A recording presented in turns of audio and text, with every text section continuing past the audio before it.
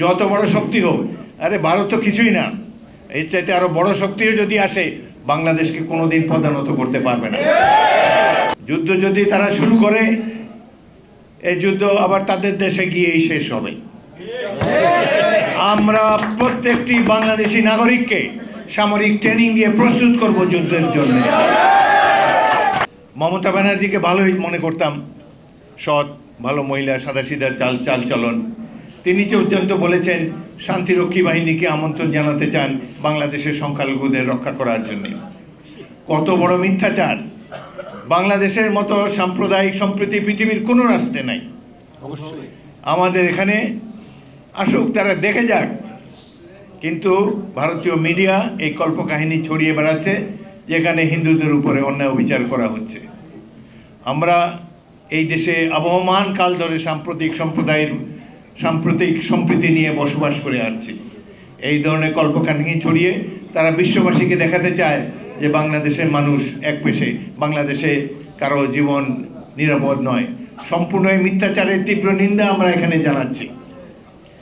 আর একটি কথা, যুদ্ধ যদি তারা শুরু করে, এই যুদ্ধ আবার তাদের দেশে গিয়েই শেষ হবে। আমরা প্রত্যেকটি বাংলাদেশি নাগরিককে সামরিক ট্রেনিং দিয়ে প্রস্তুত করব যুদ্ধের জন্য। প্রত্যেকটি ছাত্র যেন রাইফেল চালাতে জানে। সানবিট সব দিবে সামাল। সানবিট ম্যাজিক প্রেস, ডিশওয়াশিং এর মাথা ঘোরানো সলিউশন। সামান্য field craft basic military training তাদেরকে আমরা দেব, যাতে করে কেউ আমাদের দিকে কোনো রক্তচক্ষু দিয়ে দৃষ্টিপাত করতে না পারে। আমরা যুদ্ধ করে জয়ী হয়েছি, চিরকাল জয়ী হবে বাংলাদেশের মানুষ। শেখ হাসিনা যেভাবে দেশ থেকে পালিয়ে গিয়েছে, কাদের ভয়ে পালিয়ে গিয়েছে। ৭১-এ আমার অধীনে ৫০০ ছাত্র ছিল, যাদেরকে আমার ব্যাটালিয়ন প্রথম ইস্ট বেঙ্গলে ট্রেনিং দিয়ে আমি সৈনিক বানিয়েছিলাম, মুক্তিযোদ্ধা বানিয়েছিলাম। অমিত বিক্রমে তারা যুদ্ধ করেছে। এদের মধ্যে ১০০ জন সম্মুখ যুদ্ধে শহীদ হয়েছেন, কিন্তু তারা অস্ত্র নিয়ে যুদ্ধ করেছিল। বাট জুলাই আগস্ট মাসে এক অদ্ভুত দৃশ্য দেখলাম।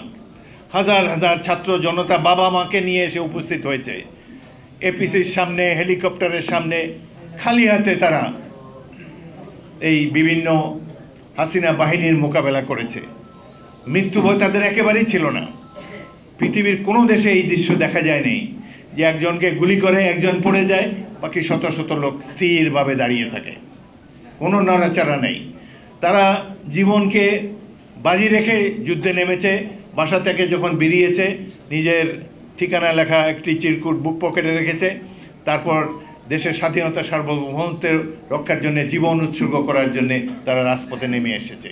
আমাদের চোখের সামনে এই দৃশ্য, পৃথিবীর অন্য কোনো দেশ এত গর্ব করতে পারবে না। নিরস্ত্র মানুষ এত সাহসী হতে পারে, এটি বাংলাদেশ ইতিহাস সৃষ্টি করেছে। সুতরাং এই ধরনের জাতির বিরুদ্ধে কোনো আগ্রাসন চালাতে হলে বারবার তাদেরকে চিন্তা করতে হবে, যত বড় শক্তি হোক। আরে ভারত তো কিছুই না, এর চাইতে আরো বড় শক্তিও যদি আসে বাংলাদেশকে কোনোদিন পদানত করতে পারবে না। আমাদের কাছেই রয়েছে উদাহরণ আফগানিস্তান। পেঁয়াজ এবং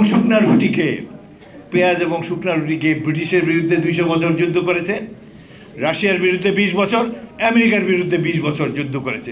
২৪০ বছর কেবল সংগ্রাম করে গিয়েছে। কত সাদাসিধা ধরনের পোশাক, সাধারণ মানুষ। সুতরাং আমাদের আশেপাশে অনেক উদাহরণ রয়েছে। জুলাই আগস্ট বিপ্লবের ফলে নূতন এক বাংলাদেশ আমরা দেখতে পেয়েছি। নূতন এক বাংলাদেশ আমরা সৃষ্টি করব, যেখানে বৈষম্য থাকবে না, স্বাধীনতা সার্বভৌমত্ব নিয়ে কেউ কোনো রকম কটূক্তি করতে পারবে না, কোনো ভারতীয় দালাল বাংলাদেশে থাকতে পারবে না।